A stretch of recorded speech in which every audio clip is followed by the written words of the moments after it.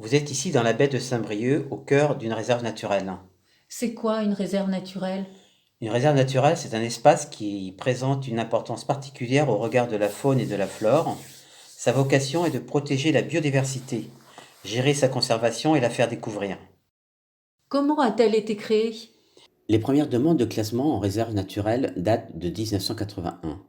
Le décret de création réserve naturelle nationale de la baie de Saint-Brieuc est pris le 28 avril 1998 en compensation de l'extension du port du Légué, projet porté par la Chambre de commerce et d'industrie des Côtes-d'Armor, mais financé par nos impôts.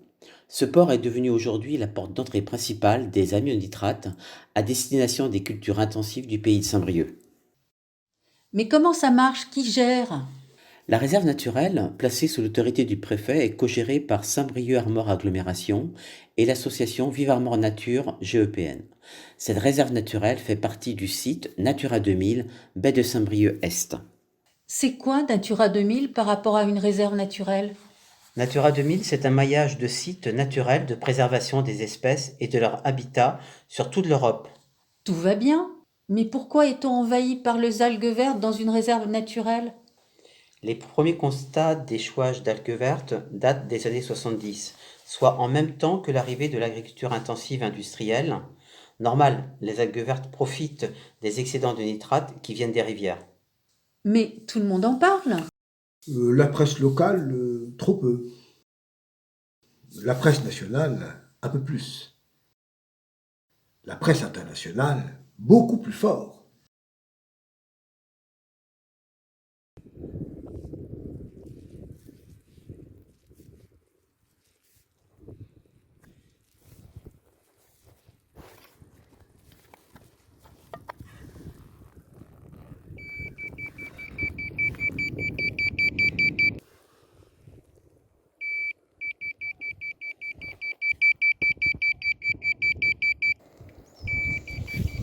Que mesure-t-on? Mais d'où vient ce H2S? Il est produit par la décomposition des algues vertes qui échouent massivement sur le littoral. Le produit de cette décomposition migre dans les sédiments. L'hydrogène sulfuré est ainsi piégé dans le sable ou la vase des mois après les derniers échouages d'algues. Ce gaz toxique se libère sous la pression du premier pas venu. Que font les gestionnaires de la réserve naturelle? Que font les autorités publiques devant ce danger sanitaire caractérisé? Il faut bien reconnaître qu'ils font pas grand-chose. Pourtant, quelque part en France, en Martinique, les autorités publiques reconnaissent ce danger, le signalent quotidiennement par des mesures de toxicité qui conduisent à des fermetures préventives des plages, clairement expliquées au public. Mais si à 8 ppm on évacue une plage en Martinique, pourquoi réouvre-t-on la plage du Valais à Saint-Brieuc en Bretagne à 100 ppm? Pour rassurer le public, plutôt que de s'attaquer aux causes de la présence de ce gaz toxique violent, ici et sur combien d'autres sites en Bretagne? Mais le déni jusqu'où? L'activité du port tout proche nuit-elle à la réserve naturelle? Bien sûr, comme les marées vertes échouent aussi dans l'estuaire, déplacer la vase devant la plage du Valais, c'est aussi transporter l'hydrogène sulfuré et relarguer ce gaz toxique dans la réserve naturelle. Sans compter que ces tas constituent un obstacle artificiel pour les courants. Leurs forces et leurs directions sont modifiées. Les algues vertes sont ainsi piégées. Elles échouent et pourrissent toujours plus sur la plage. On imagine alors l'impact d'un quatrième quai. La Chambre de commerce et d'industrie qui gère le port du Légué a décidément peu d'égard pour la réserve naturelle et les riverains de la plage du Valais. Par exemple, dans l'estuaire du Ouessant, en baie de Saint-Brieuc, les algues acheminées par le flot des marées échouent dans ce lieu protégé et finissent par se décomposer dans le substrat vaseux pour former des poches de gaz toxiques. Des dizaines de milliers de mètres cubes de vases toxiques. Toute forme de vie a donc disparu dans ce milieu putride. Plus un ver, plus un coquillage, plus un échassier dans cet endroit pourtant classé zone naturelle. un paysage morbide, un lieu à l'aspect figé, comme hors du temps.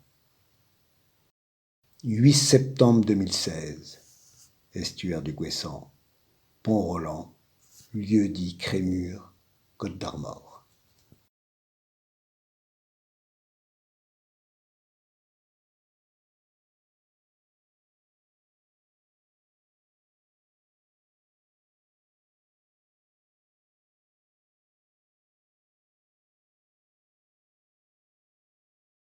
Sommes-nous condamnés à vivre toujours en danger sur les plages bretonnes et assister impuissants à l'extinction de pans entiers de la biodiversité ?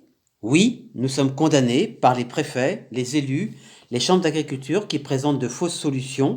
La preuve, jamais la baie de Saint-Brieuc n'a connu autant à ce jour d'échouages d'algues vertes, malgré les centaines de millions engloutis dans les différents programmes.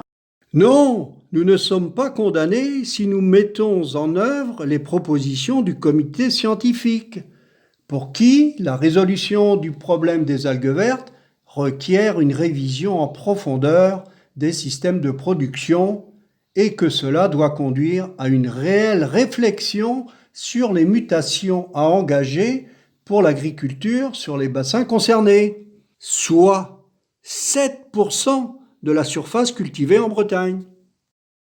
Après les 50 ans de ce désastre écologique et sanitaire, peut-on continuer à faire confiance à ceux qui en sont responsables ? Aujourd'hui, qu'ont-ils à proposer, sinon poursuivre leur politique du pire ?